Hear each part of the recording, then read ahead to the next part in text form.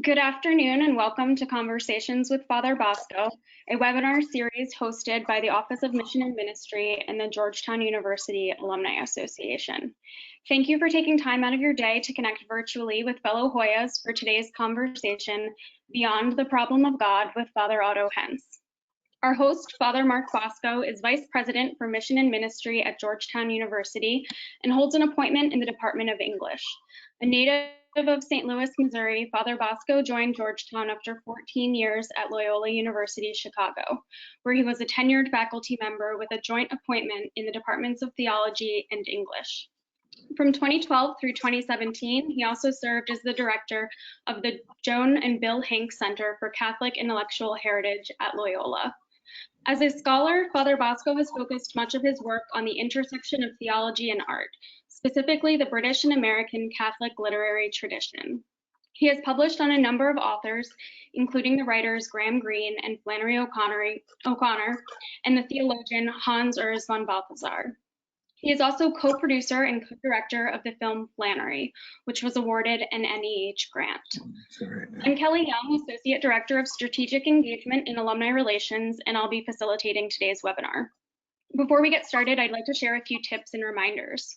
This conversation is being recorded. The recording will be made available on our YouTube channel, and you will receive the recording link in a follow-up email.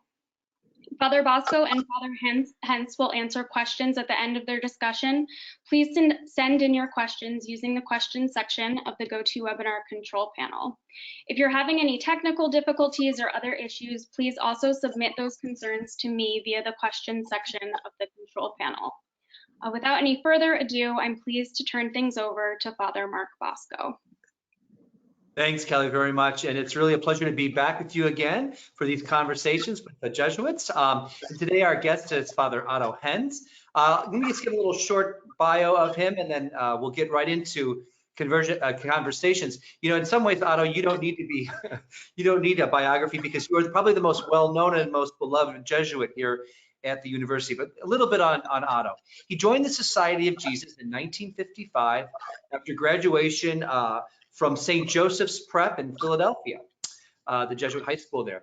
He first came to Georgetown actually as a philosophy teacher from 1962 to 1965 during his regency. And regency is that moment in Jesuit formation that follows philosophy studies but comes before your theological studies and ordination. So after his ordination in 1968, he did his doctoral studies at the University of Chicago and returned to Georgetown as a professor of theology in 1973.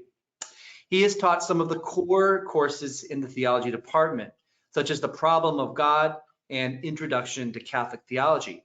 But he's also taught courses like Christian Thinkers, focusing on the work of Karl Rahner and why Rahner's theology is so important today. Indeed, I just received an email this past week from an alum from the 1990s, excited that I was hosting this conversation with Father Henz, and he singled out Otto's course on Rahner as the very best course he took in his 4 years at Georgetown. It's great to be with Otto today, who this academic year, 2019-2020, is his 50th year as a professor at Georgetown. So, Otto, welcome to our conversation. Thank you, Mark. Thank you. Listen, I want to go back to your theology studies. You were here as a regent in philosophy. We'll talk a little bit more about that, but you went to do theology at the University of Chicago at a time when there were a lot of Jesuits at the University of Chicago. There was a lot of intellectual kind of ferment going on there. What did you study at for your doctorate, and any stories from that time in the University of Chicago that you want to share with us? Well, it was one hell of an amazing time in this country, and certainly at the University of Chicago. We're in the middle of the Vietnam crisis. We're a few years out of Vatican II with all the changes it introduced.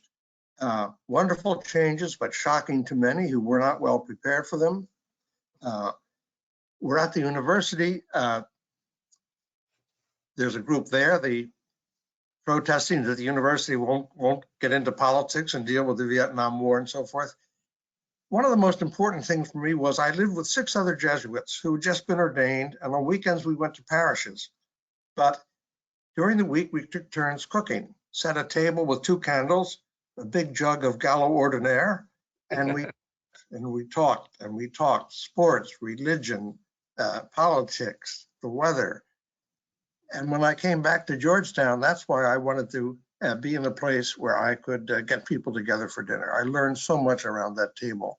But it was a very, I mean, the year I went there, I mean, it was unbelievable. They killed Martin Luther King. They killed Bobby Kennedy. The Maryland provincial equivalent, the Archbishop, walked out. The Pope wrote a very controversial encyclical on marriage, and they had the riots at the Chicago Convention. It was an amazing time, yes. Wow, wow.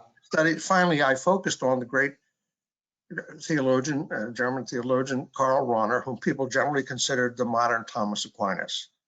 Thomas Aquinas sort of was the star up until the middle of the 20th century. And there were many great theologians in mid 20th century, but because he was a rather systematic one and covered the field systematically, he sort of stands out.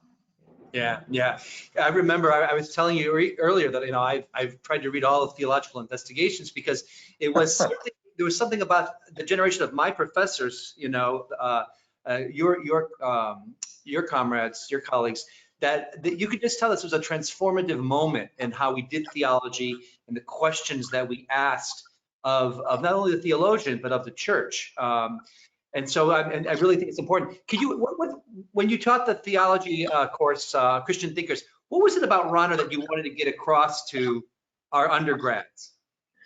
First, the reason he's so valuable is he doesn't just talk about the church and the sacraments and this, that, and the other thing.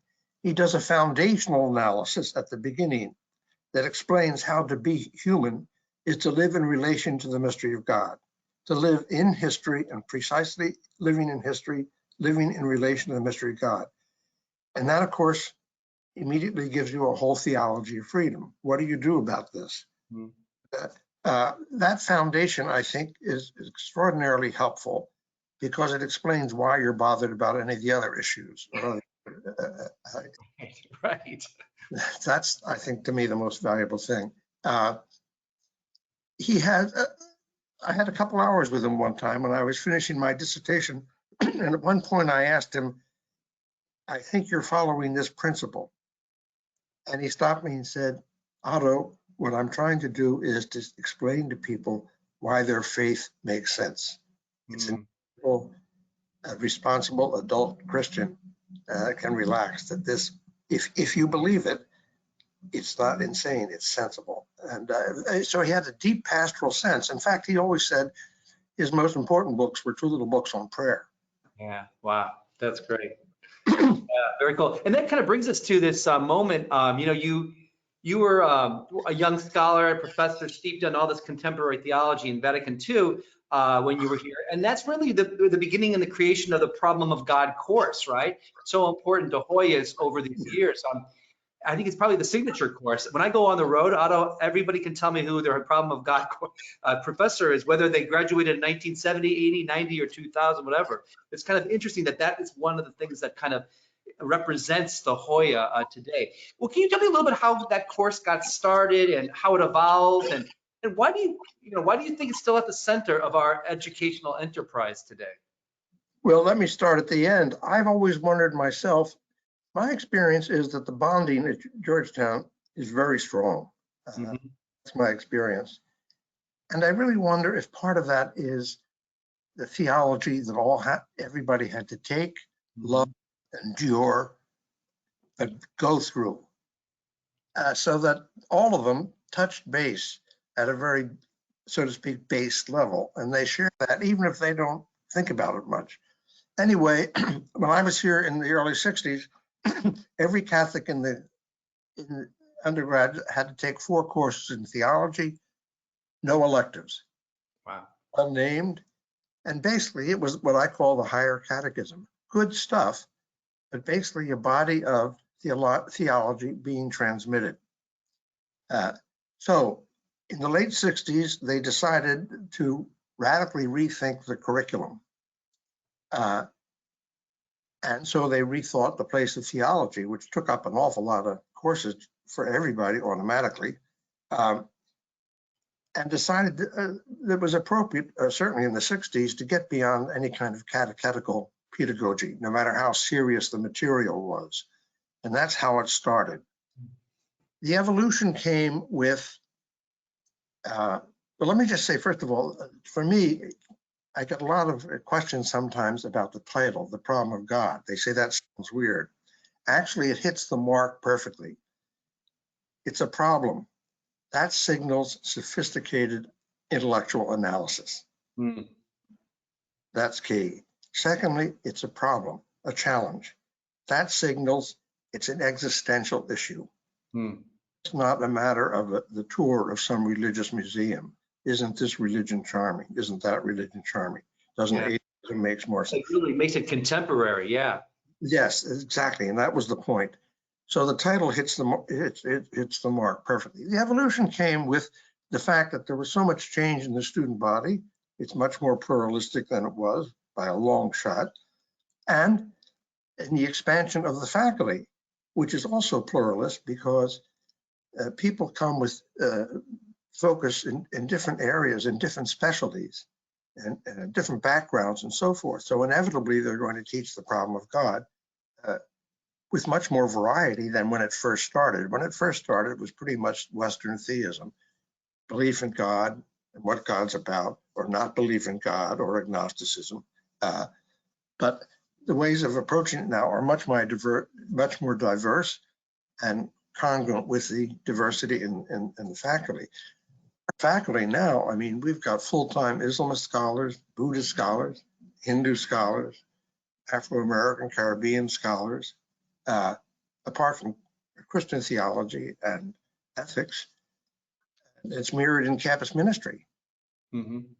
Catholic priest, 2 Protestants, a rabbi, an imam, a Hindu priest, and so on. And so that's going to work its way into the way faculty approach the problem of God course. Mm-hmm.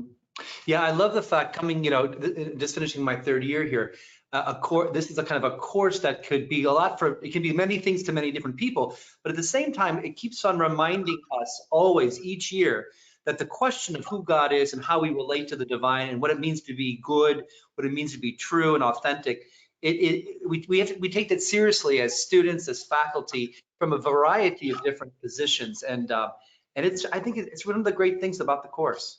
Absolutely, and of course it's central to a liberal arts education in this sense.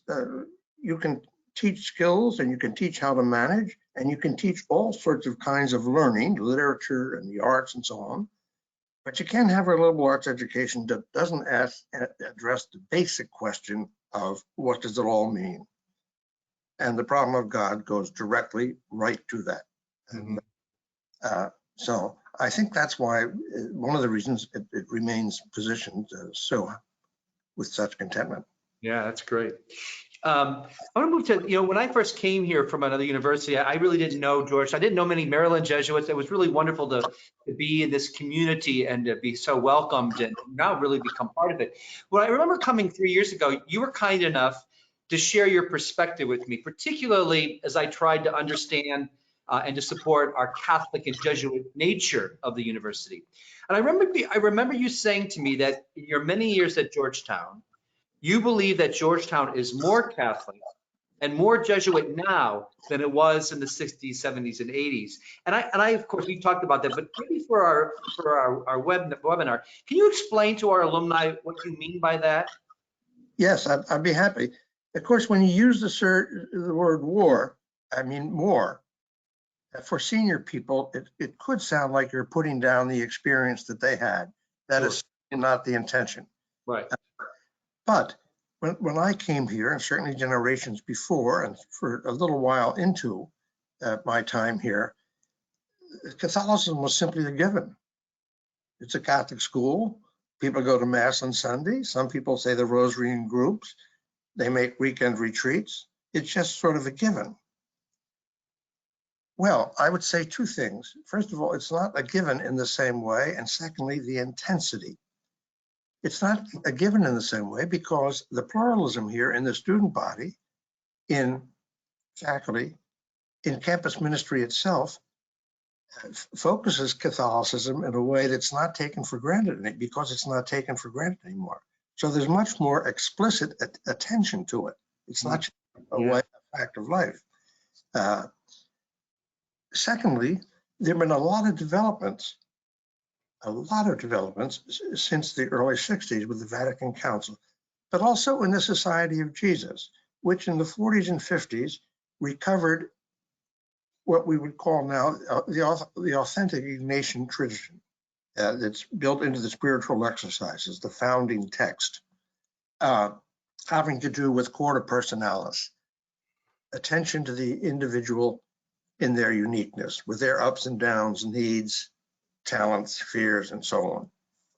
So that feeds into the university.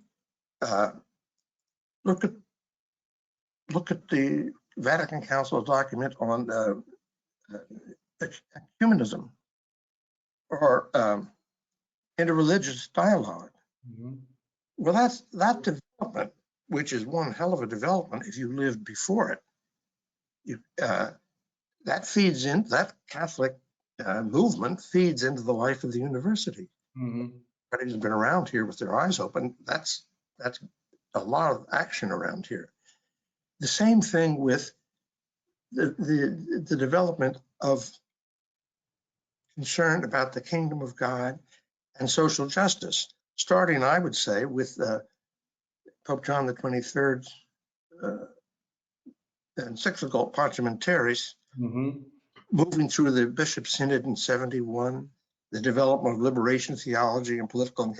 So there's a very active, happily, a very active and sophisticated focus on social justice. And I asked my students in class in the semester, and I said, my impression is you can't be here 3 days without being touched by the question of social justice. Whether you want to deal with it or not is another issue. Yeah.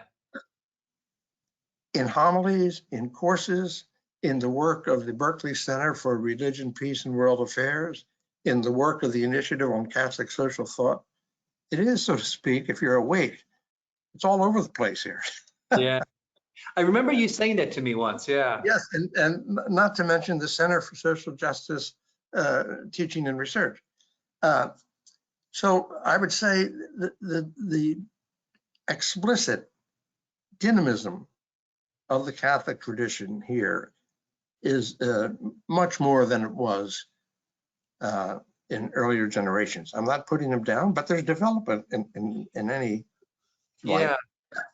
I remember one time at dinner, you said it in another way, which I thought was really interesting too. Kind of building what you just said, you said, we're doing what a university should be doing that's Catholic. We're doing the scholarly research and the convening. And so you mentioned the Berkeley Center, the Initiative on Catholic Social Thought, the Center of Social Justice, even campus ministry. And you said that this is, instead of catechism, we have these scholars who are trying to deepen what it means to be Catholic in the world. Indeed. In fact, some of them are working explicitly with 3 of the different offices in the Vatican. Yeah, right. Development on migration and on nuclear war. Georgetown's very heavily in the development of the thinking in the Vatican. One thing I'd mention here too, as a footnote on this topic, alumni worry about whether or not Georgetown is Catholic when certain topics come up, certain controversial topics come up. And my base principle is this, to keep in mind one thing. We're Catholic in the manner of a university. This is not a parish. It is not a high school. It's certainly not a grammar school.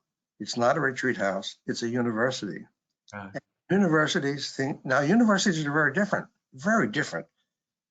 We're not Notre Dame, and neither of us are Brown, and Brown is not University of Chicago, and they know it. They're different. But they're different in the manner of a university. And I think that's helpful to keep in mind when controversies arise. Yeah, that's really wise. That's really good. And it's true that Georgetown has taken a leading role. I've been able, to go with President DeGioia a few times to the Vatican, and just all of the scholars and really the infrastructure for convening and thought that goes into Vatican meetings and stuff, that Georgetown University really has helped. I mean, it's just incredible, the relationship between the Society of Jesus, Georgetown University, and the Vatican. It's wonderful. Right.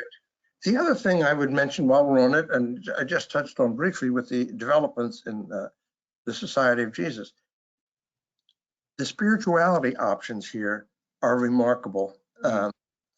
Let me say just briefly for them, to people who are listening. Each year we have 4 5-day silent Ignatian retreats, 4 weekend silent retreats. Several times a year we have 6-week programs for directed prayer or a 6-week retreat. There's a way of making the full 30-day exercises of Ignatius, not in 30 days, but over a spread of several months. And the options for that are filled up every year. So I would say more in that sense. There's an intensity, spirituality of the place. Yeah, I think you're right. There's an intentionality, especially sharing the spirituality of Ignatius. I know Father Jerry Hayes really carries that on and invites so many Jesuits and lay people to be spiritual directors, to really accompany students. We talk about that a lot here at Georgetown, especially in my office. How do we accompany students in their spiritual life? Not how do we dictate what their spiritual life should be, but how do we accompany them where they are, which is a very Ignatian, very Jesuit kind of stance. Sure. Yeah.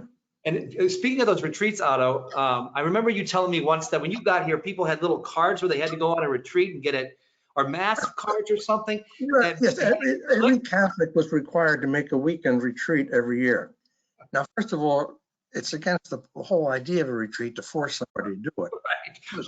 It was hilarious. We went to a retreat house run by some lovely Benedictine sisters down in Manassas, Virginia. But, you know, I had to walk around making sure people weren't lowering themselves out windows as they attempted to, to get some love.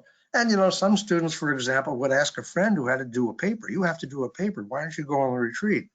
And, et cetera, et cetera. It got a little silly. The intention was good, but it got too much, Yeah. It missed Today, of course, we have. I was talking to my staff. We have about 50 retreats a year at Georgetown now. 25, almost a semester, and a lot of them are sign up if you want to. All of them are sign up if you want to go, and that's the kind of cool thing about how I think we retain our Catholic formation. Really, is and our religious formation as a place for all faiths. Yeah, it's the place, the dynamism on the spirituality around here, I think is very touching. Yeah, very cool. I want to go to you mentioned a little bit about your experience at University of Chicago with the Jesuits, kind of led you to go to the dorms, and you're kind of legendary. I've heard it from a lot of people as I visited alumni over the last couple of years about these spaghetti dinners and things like that. I'm sure you had a lot of fun. They certainly had a lot of fun. Well, why was it so important for you, and how was that experience? Part of what you understood Jesuit education to be about, and any funny stories even that you could share with the group about those things. Well, I'll back into it with stories. I'll give you a very serious one and then a light one. Oh, good.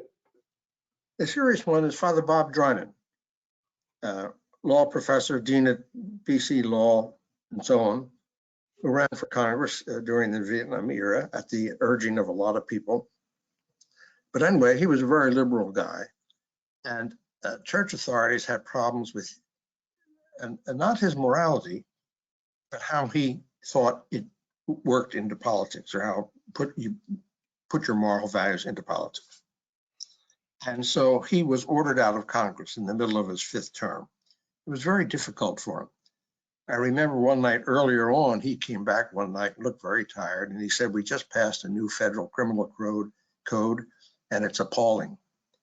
But he says it's better than it would have been if I hadn't been there. And he really committed to that. So to be ordered out of Congress was very difficult for him.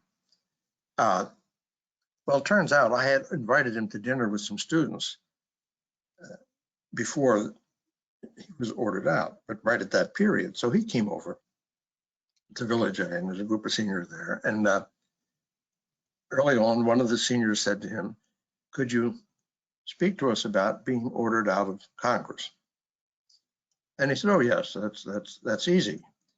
He said, I could either obey the order or leave the priesthood. That was very easy. Any other questions? Well, I had anticipated a long discussion. I'm certainly the student had, but that's what he said. He said I could either obey the order or leave the priesthood, and that wasn't an option. For him, that was the end of the conversation. Yeah. Logically, of course, it was a very difficult period for him. The funny one is, I could take up all your time for the rest of the semester telling the practical jokes.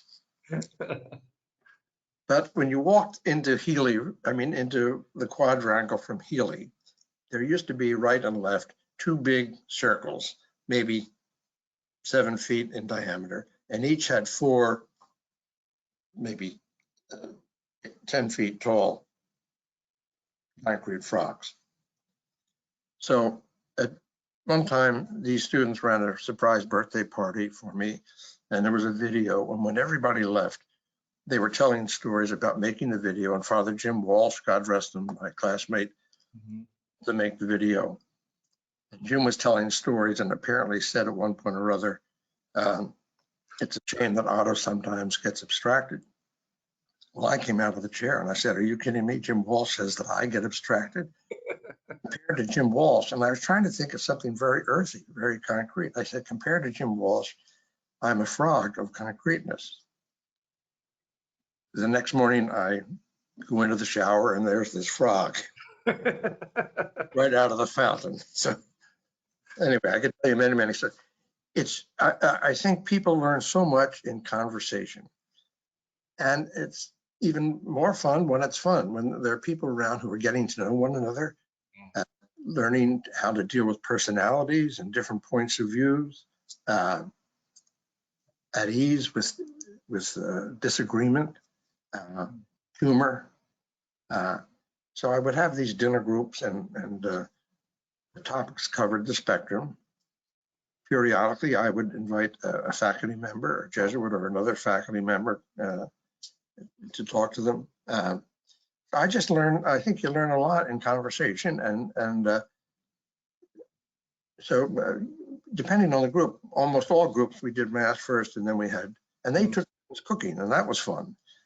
I never talked about it, but de facto, they're providing one another a meal, and Nice.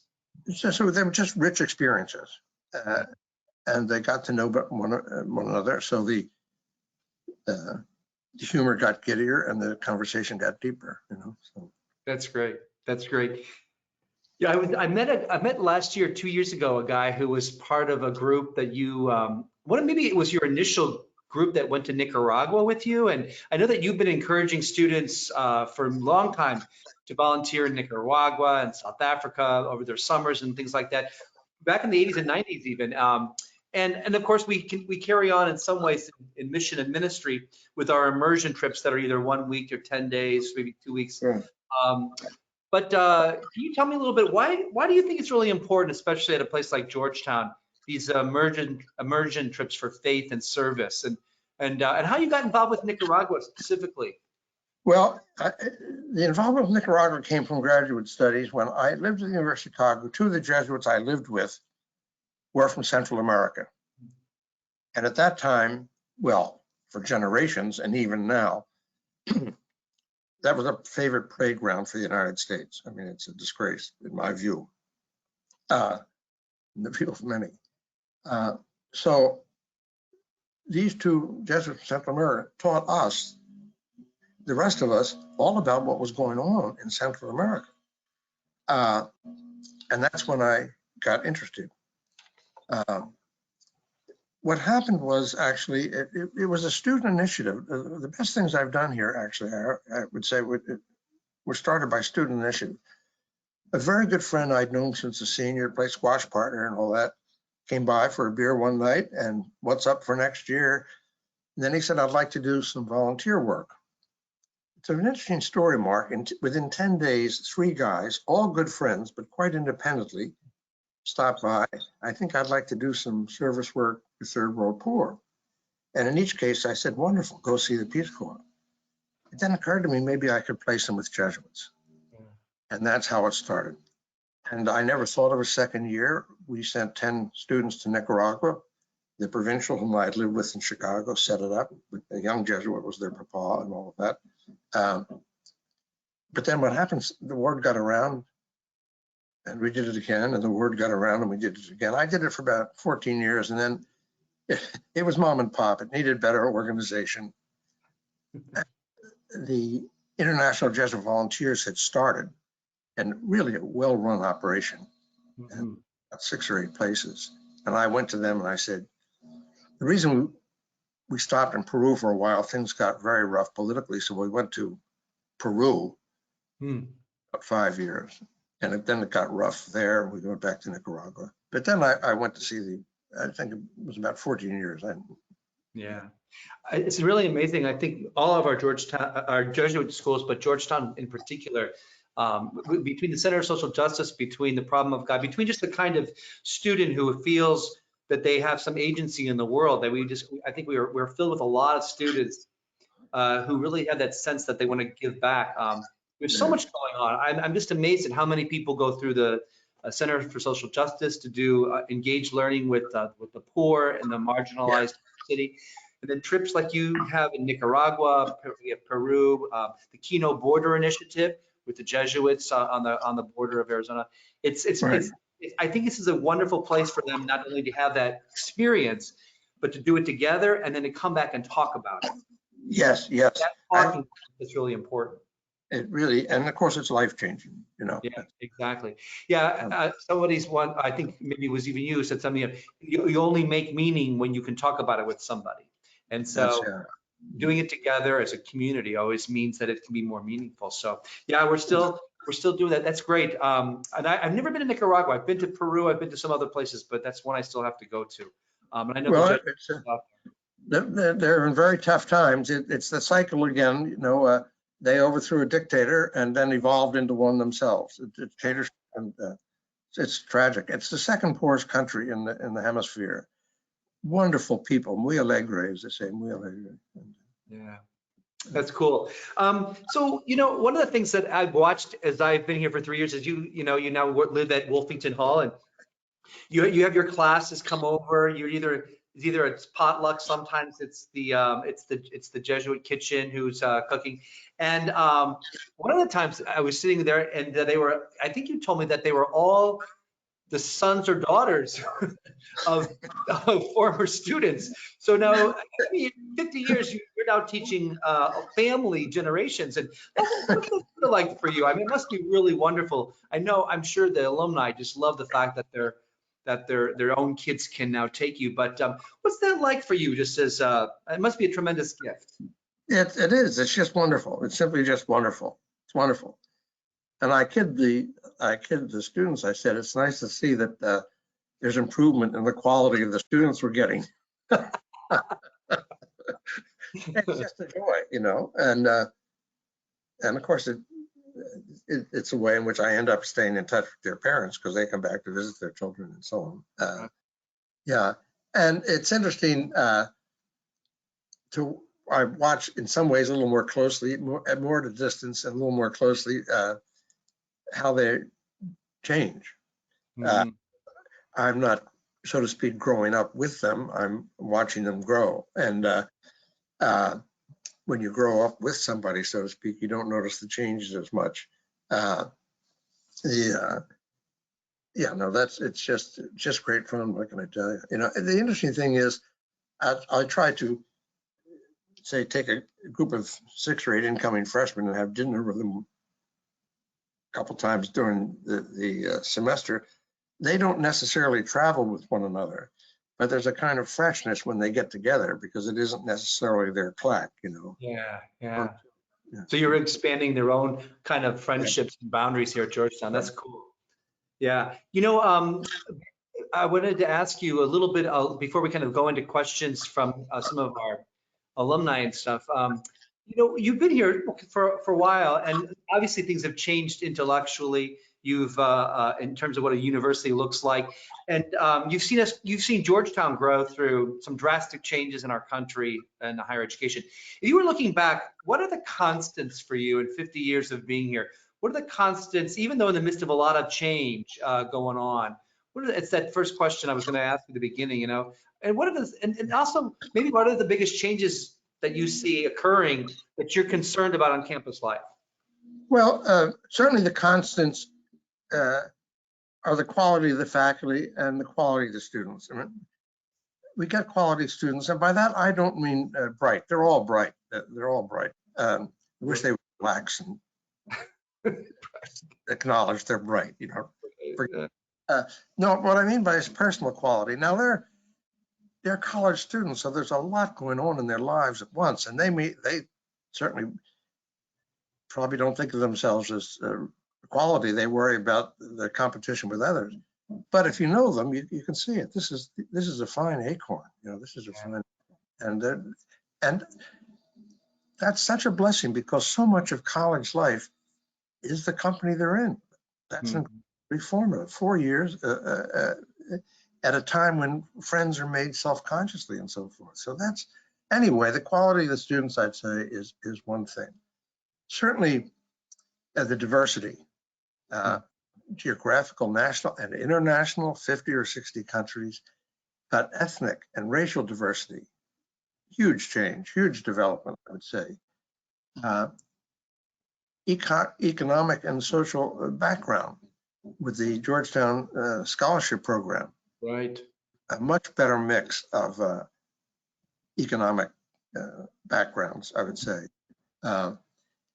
It's always a concern. It's like a marriage. There's no cruise control. You have constantly to attend to the Catholic and Jesuit identity, precisely in the context of a secular culture and religious pluralism. That's always an ongoing challenge, I would say. But as I indicated earlier, I think Catholicity, the place that I don't know how it could get much stronger. So the constants, I'd say, are the quality of the faculty, the attention of the faculty, the students, the quality of the students, the Catholic tributes, even apart from, of course, it's central to the Catholic imagination, but the liberal arts education, the Jesuit schools. Right. Well, that's another challenge. That's another challenge, just as the Catholic Jesuit identity is. There's a tremendous pressure to move to pure pre-professionalism in universities, tremendous pressure. And the pressure comes not only from businesses and all sorts of ways, but from students themselves. Yeah. And Tim Healy had a wonderful speech. I had a lot of good ones, but this one I really loved. He said, training is for dogs, military men, and seminarians. Throw in seminarians. We're not here to train you. We're here to educate you. You'll get training. And if they're not educated, what are they bringing to the life of the soul in years to come beyond their skills and managerial abilities? And so that, I think, is a concern. It's not just Georgetown, it's in the culture of higher education across the country.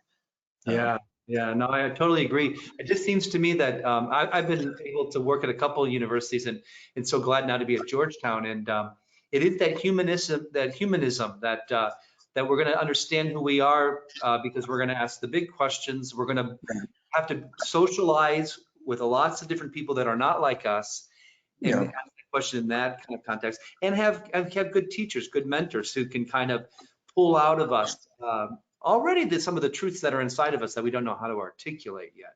So I think it's profound. Well, let's go. So I'm going to ask one last question before we go to the questions, and it's really a kind of if you had one message you would want to get across to every Hoya, every alum that might help them, ground them to be women and men for others, how would you put it? What would be that one message you'd want to say to Hoyas today? I would, it's sort of duplex. I would say pray. Prayer keeps the soul from shrinking. It puts you in touch with the mystery of love at the heart of all this. Means it eliminates cynicism, it summons thanks, it summons compassion and care, it summons security at a very deep level, not a funsy onesie level at all, deep level. And sort of correlate with that for people who are not religious, but as well for those who are, mezzanine moments. Go up on the mezzanine and look down and say, how am I playing the game of life? In particular, what we Jesuits call critical consciousness, where you take a look at, so to speak, you take a look at the glasses through which you see everything. The mindset, heart set that's operative in the way you're playing the game of life. And is it time to change the lens? Is it time to clear some smudges? So I think prayer and or mezzanine moments are what I recommend. Wow, that's really beautiful, Otto. Thank you for that. I appreciate that a lot, and I know our viewers do too. Well, I'm gonna ask Kelly if she's gotten any questions from our alumni and our viewers that she might want to share with us. Thank you both. We have gotten a lot of questions, many notes of thanks to both of you for having this conversation. And Father Hentz, a lot of hellos from former students, some expressing amazement that the problem of God course still is being taught, and fondly remembering dinners with you. So one question that we've received from a former student, problem of God is a deeply formative piece of the Georgetown students' time at the university, and they typically take it within their freshman year. I'm grateful to have taken the class my senior year with Father Hentz and appreciate it after experiencing 4 years at Georgetown. Has there been any thought or discussions to bookending a course like Problem of God meant for seniors to reflect on their personal growth at the university? Well, two things. First of all, there's a lot more movement to allow seniors to reflect on their personal growth. A lot of professors teaching senior courses use them also as what we call a capstone course, with the course, but build into it time for and methods to reflect on the experience. The freshman course, I think, is very important precisely because you get first crack. You drag them into the basement right at the start. I've done it for years and years and years, and for that and in that sense, it's very demanding because you know they're looking at you and saying, "Where the hell did this guy come from?" You know. But if you stay with it, you do get first crack, and somebody has to do that. If you don't do that, then they wouldn't have it to develop when they were seniors. It just it has the strengths and the limits of being the kickoff. You know. Yeah, you know, I was privileged enough to be with a group of seniors last year in the spring semester, which was the capstone. It was 15 seniors and it was 15. We met once a week. Very moving to see how these second semester seniors were trying to assess what their 4 years was about, and some of the questions and some of the syllabus, which was already handed to me to say, let's do this. It was really profound. I really got to know these seniors really well, and really was quite impressed with where they were at the end of their careers as Hoyas. Thanks. That's a great question. What's next, Kelly? So you've both talked about making these connections with students in person and these dinners and whatnot, trips together, retreats. How are you doing that with shelter in place? And have you thought about what that might look, you know, if we're in this space still for the incoming class of 2024? Well, we had 2 groups of seniors, one in the fall, 36 in both of them. Wonderful groups. So I've tried to write them a note now and then to let them know that they're still being thought of with love, and they are indeed. They're just wonderful groups. But to a certain extent, as always, it depends on student initiative. You don't want to impose on people. And Jesuits, I think, probably we're too hesitant in that regard, but I think we're very careful about not wanting to impose on people. And so we rely a lot on their initiative. And the sad part of that is that some people would like to get involved and they're too shy. It's a victory when you spot one of those and know it, and you take the initiative for them. But there are others, I think, where you miss. But necessarily, and with so much in university life, I mean, you ask seniors, as I do all the time, and I wish I had done this and I wish I had done that. Well, that's part of the learning process. And a lot will say, many will say, I wish I had taken more initiative getting to know professors and so on. And that's one of the messinesses of life. Yeah. You know, Otto, we were talking just at lunch or dinner the other day about how we were both so glad to have 8 weeks in the classroom to create relationships, because I think Jesuits especially, but I think Jesuit education in general, it is about that kind of human experience of being in the presence of people, honoring them, honoring their questions, honoring and respecting their viewpoints, learning from each other. And had we not had those 8 weeks, I think we would have just really had a much more difficult time moving into this online kind of world. Yes, boy, I don't know whether I can do it. There are all sorts of ideas about next year, but one that in principle is a very good one. If we can't bring everybody, if a lot has to be done virally or virtually, excuse me.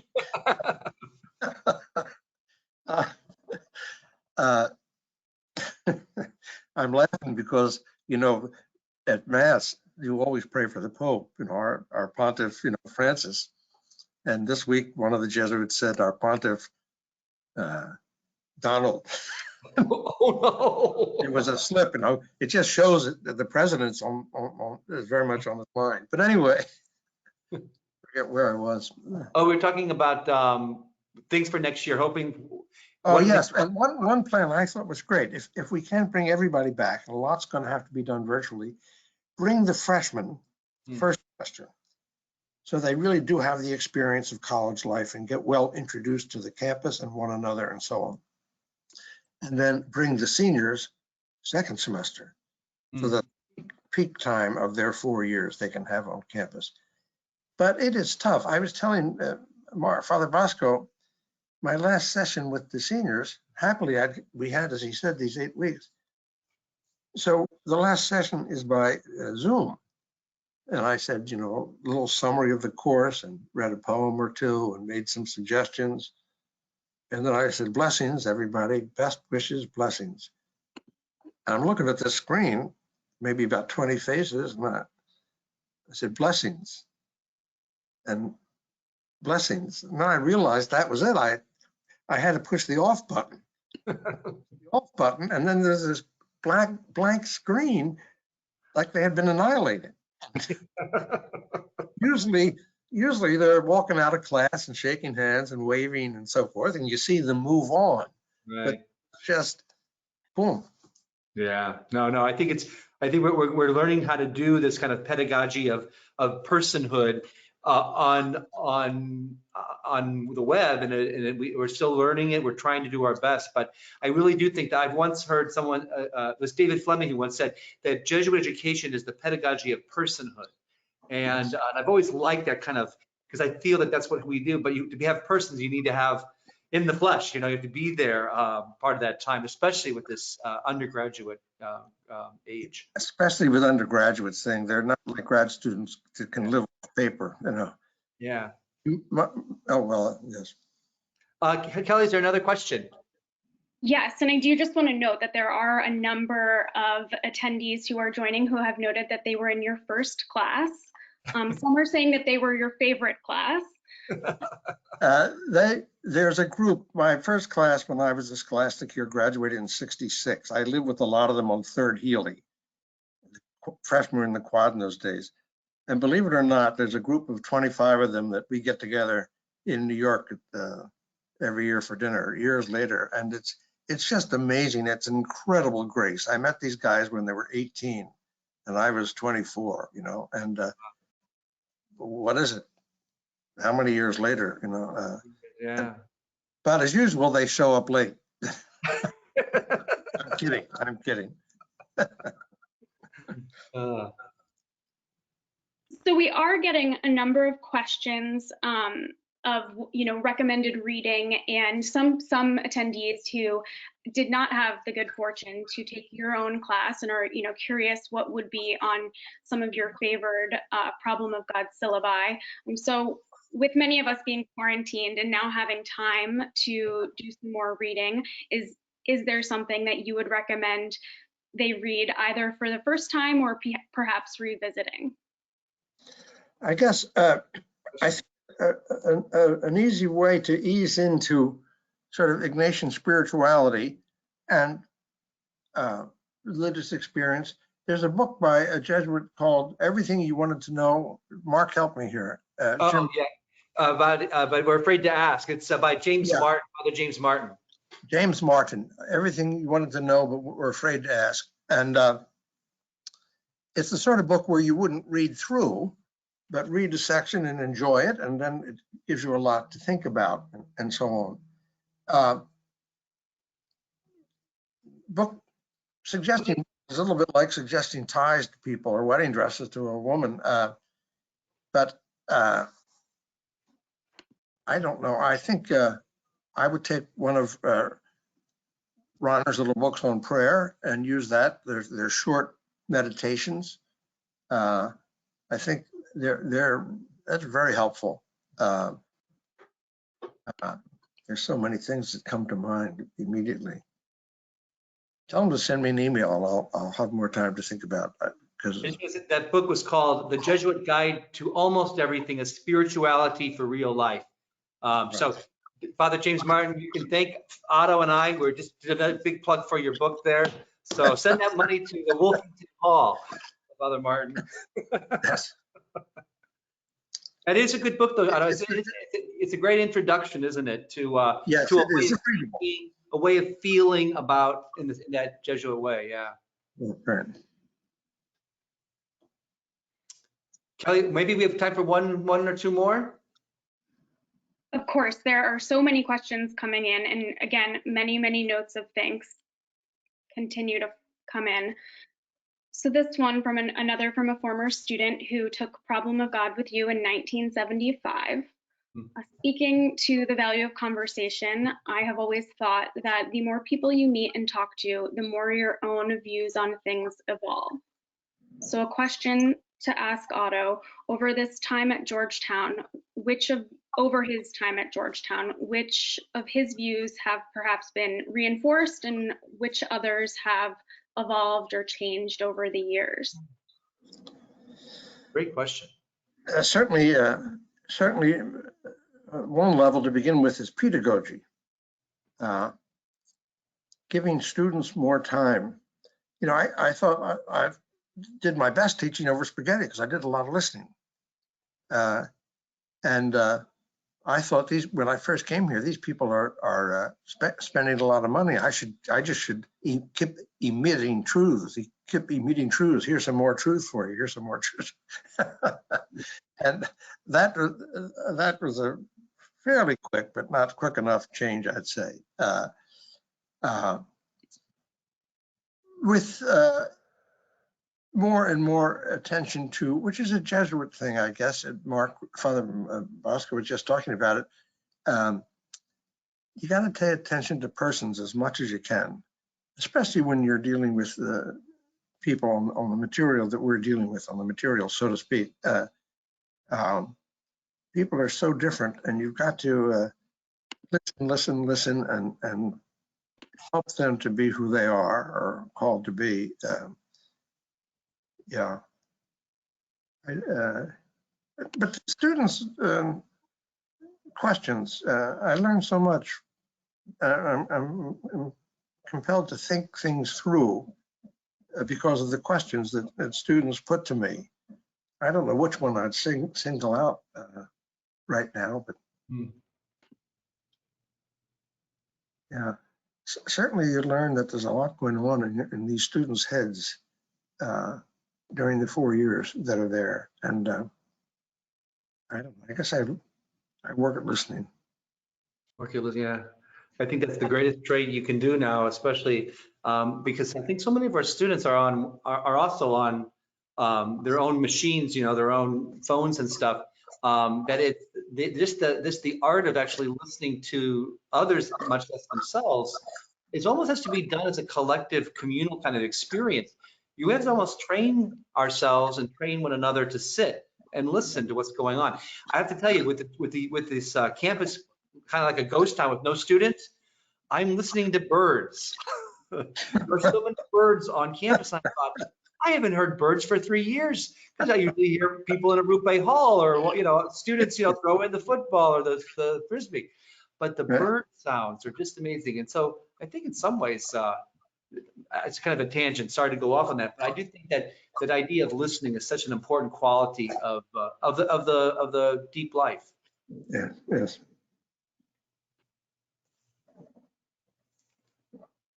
Kelly?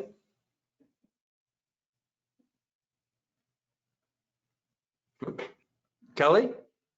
Yes, I'm here. I'm trying to skim through the notes and find one last question to end on for us. Well, I have to say, when I came here 3 years ago, Otto, you're already kind of a legend, and a legend of great care and love for so many people. And I know that you've shared your scholarship, but you've always really shared your sense of humor. You're a bit of a jokester in the community, at the Jesuit community. I'm not sure if all of our alums know that, but you also share a deep spiritual life. So it's been a great consolation in that regard. In your 50 years here, what have been some of the great consolation? Have you had a great a very Jesuit way of talking? What have been some of the consolations as we're trying to find a final question here? I thought I might just ask you that. Certainly the support, and wonderful support on the part of the Jesuits, certainly, and edification. They might be surprised to say that, but of course, when you're living with people in the community, you're watching them all the time. You can't avoid watching them. And you see very wonderful, edifying styles of life, prayer, care. Jesuits have a lot going on in their lives, and you just find out about it accidentally here and there. Oh, gee, I didn't know you were involved in that. Geez, I didn't know you were involved in that. I didn't know you did that. So it's very edifying, the many ways in which Jesuits have put themselves at service, but also the support of faculty and students. And I think that's very important. If you have a minute for a story, one of my nephews lost his dad and so forth, and he was really hurting badly. And his problem was he never said, he said, I never told my dad I loved him. He said, your dad knew that. He said, I knew it, but I didn't tell him. And I think we need to tell people. We need to tell people. And if you think they're going to get pompous, that's their problem. Your problem is tell them. If you think that they're too nervous or something, that's their problem. So I say that because I've experienced so much support in so many ways that I find it really encouraging and helpful. And I encourage people to do it. When in doubt, do it. But if in doubt, do it.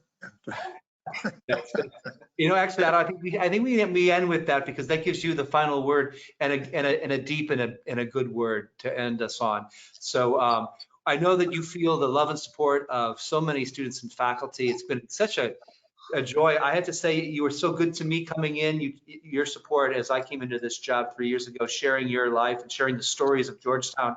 And I know the alumni truly love you and are engaged with you. So thank you so much for being with us. Appreciate the conversation and all the alumni who wrote in those questions. I'm sure Kelly will let you know, Otto, all of the big thank yous for this, because I know you have quite a following. So thanks a lot. I really appreciate it. Well, thanks for the opportunity to be in touch with these people. Thank you, my friends. Great.